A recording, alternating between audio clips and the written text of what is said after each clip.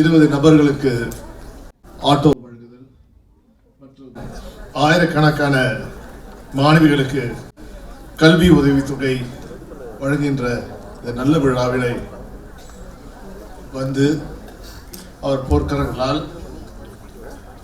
கல்வித்துறை அமைச்சர் அது மட்டுமில்லை சமீபத்தில் பார்த்திருக்கின்றார் தமிழ்நாட்டில் இன்றைக்கு அது குறிப்பாக கொரோனாவுக்கு பிறகு அதிக அளவு மாணவர்கள் அரசு அரசு பள்ளிகளுக்கு வருகின்ற அளவுக்கு தரத்தை உயர்த்தியவர் யார் என்றால் நமது அமைச்சர் திரு அன்பில் மகேஷ் பொய்யாமொழி.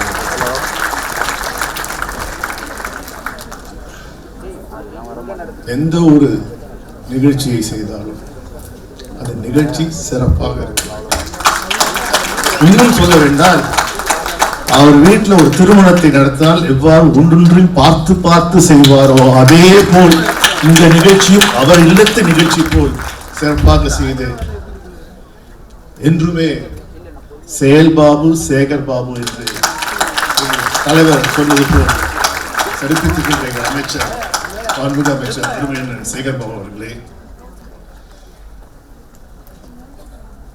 இன்னும் தேர்தல் மோடிலே இருக்கின்ற நம்ம மேயர் நான் வெற்றி வேட்பாளர் நான் ஜெயிச்சு இப்ப நாடாளுமன்ற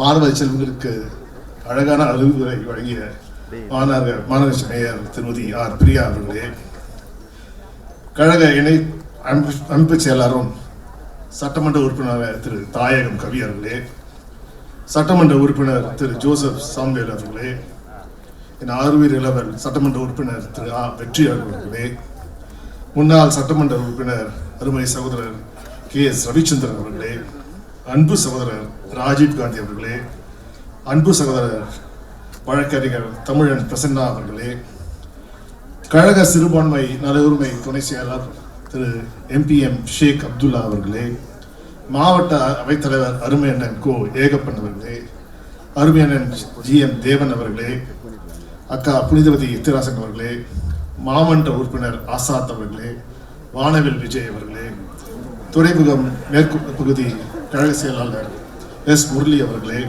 கிழக்கு பகுதி செயலாளர் S ராஜசேகர் அவர்களே, தலைமை செயற்குழு உறுப்பினர் M விஜயகுமார் அவர்களே, மண்டல குழு தலைவர் அருமை சகோதரர் ஸ்ரீராமுல் அவர்களே, மாமன்ற உறுப்பினர் V பரிமளம் அவர்களே, திரு ராஜேஷ் ஜெயின் அவர்களே, பிரபாகரன் அவர்களே, வட்டக்கழக செயலாளர்கள் M ஜெய்சங்கர் அவர்களே, கதிரவன் அவர்களே, R ரவிச்சந்திரன் அவர்களே, G ராமமூர்த்தி அவர்களே, RA அஸ்லாம் அவர்களே, புகழேந்தி அவர்களே, ராஜா அவர்களே, சத்யநாராயணன் அவர்களே, பரத்குமார் அவர்களே, கவியரசு அவர்களே, பார்த்திபன் அவர்களே, அண்ணாதுரை அவர்களே, P சதீஷ்குமார் அவர்களே, KR அபரஞ்சி அவர்களே, லண்டன் முருகன் அவர்களே, மாவட்ட இளைஞரணி அமைப்பாளர் T லோகேஷ் அவர்களே, மாவட்ட விளையாட்டு மேம்பாட்டு அமைப்பாளர் அசோக்குமார் அவர்களே, GP பிரதீப் குமார் அவர்களே, தொகுப்பாளர் கவிஞர் தனிக்குடி அவர்களே மற்றும் இங்கு பெருந்தலாக வந்திருக்கின்ற ஆட்டோ ஓட்டுநர்களே, மாணவ செல்வர்களே, உங்கள் அனைவருக்கும் முதற்கண் வணக்கத்தை நான் தெரிவித்தேன். நான் மத்திய சென்னை வேட்பாளராக தேர்ந்தெடுத்த பிறகு நான் பங்கு கொள்கின்ற 2ஆம் நிகழ்ச்சி. இந்தியாவே வேறு விதமாக இருக்கும். இந்தியாவில் 400 சீட்டுகளை பெற்று திரு மோடி அவர்கள் அரசமைப்பார்கள். ஒரு ஆச்சரியம் நடக்கப் போகிறது. தமிழ்நாட்டில் பாஜக மலரும் என்றெல்லாம் சொன்னார்கள். அதுவும் கருத்து கணிப்பு, கருத்து திணிப்பு, அதுவும் எக்ஸிட் போல் என்று விதவிதமாக கதைவிட்டார்கள். ஆனால் தமிழ்நாட்டு மக்கள் தெளிவாக சொன்னார்கள், நாங்கள் யார் பக்கம் என்றால் முத்துவேல் கருணாநிதி ஸ்டாலின் பக்கம். இந்த கூட்டத்திலே சொன்னேன், ஒரு பெரிய ஆச்சரியம் நடந்தது. இந்தியாவின் தலையெழுத்தை மாற்றுகின்ற மாநிலம் இந்த மாநிலம் என்றால் அது உத்தரப்பிரதேசம் தான். ஏனென்றால் 80 நாடாளுமன்ற தொகுதிகளை உள்ளடக்கிய மாநிலம் என்றால் உத்தரப்பிரதேசம். அங்கே தொடர்ந்து பார்த்தீங்கன்றால் பாஜக 80 இடங்களிலுமே வெற்றி பெற்று அதில் மிருக பலத்துடன் ஆட்சி அமைத்தார்கள். ஆனால் இந்த முறை 40 இடங்கள் தான் அவர்களால் வெற்றி பெற முடிந்தது. மீதி 40 இடங்களிலே இந்திய கூட்டணி வென்றது. அதான் சொன்னேன், ஒரு நகைச்சுவை ஒன்று சொன்னேன். ஏன் தெரியுமா 40 தொகுதி மாறிச்சு, இந்தியா கூட்டணிக்கு வந்துச்சு? ஏனால் அங்கே யூபியில் இருக்கின்ற நம்ம சகோதரர்கள்லாம் தமிழ்நாட்டுக்கு வந்து வேலை செய்தார்கள். வேலை செய்து சுயமரியாதையோடு தமிழ்நாட்டை பார்த்து இங்கே திராவிட மாடல் ஆட்சி நடக்கிறது, இப்பொழுது நன்றாக இருக்கிறது, அங்கே பாஜக ஆட்சி மோசமாக இருக்கிறது, மாற்றம் வேண்டும் என்பது தமிழ்நாட்டில் இருந்து வேலை செய்தவர்கள் அங்கே சென்று வாக்களிக்கும் போது மாற்றி அமைத்தார்கள். அதனால் தான் இருக்கிறது. இது வேடிக்கையாக சொல்கிறேன். ஏனென்றால் இந்த மாற்றம் தேவைப்படுகிறது. இன்று இந்தியாவிலே மோடி ஆட்சி ஒரு மைனாரிட்டி ஆட்சி. இந்த மைனாரிட்டி ஆட்சியை நடத்துகிறவர் யார் என்றால் மோடி. ஏனென்றால் சென்ற முறையெல்லாம் எது வேணாலும் செய்யலாம், எந்த சட்டத்தையும் செய்யலாம். குறிப்பாக சொன்னால் தமிழ்நாட்டில் முதல் முறையாக இந்தியாவிலேயே நீட் வேண்டாம், நீட் தவறான கொள்கை என்று சொன்னவர் யார் என்றால் நம் தலைவர் முதல்வர் முத்துவேல் கருணாநிதி. அப்போது என்ன பண்ணாங்க, நமக்கு கிண்டல் அடித்தார்கள். இவர்கள் குறுகிய வட்டத்துடன் பேசுகிறார்கள். இந்த பிரச்சனை தமிழ்நாட்டுக்கு மட்டும்தான் சொந்தமான பிரச்சனை, இது தேசிய அளவிலே ஒரு பிரச்சனை இல்லை.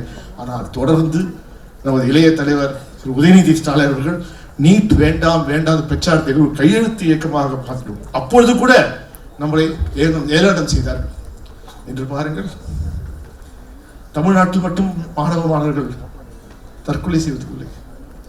ராஜஸ்தான் மாநிலத்திலே கோட்டா, அங்க பாத்தீங்கன்னா அதிகமான மாணவர்கள், எதுவும் குறிப்பாக நீட் பயிற்சிக்காக வந்து தங்களை தேர்வு செய்ய முடியாது. ஏன் இந்த நீட் என்று மாணவ செல்வங்கள் தங்கள் இளம் வயதிலே தற்கொலை செய்து கொள்கிறார்கள்.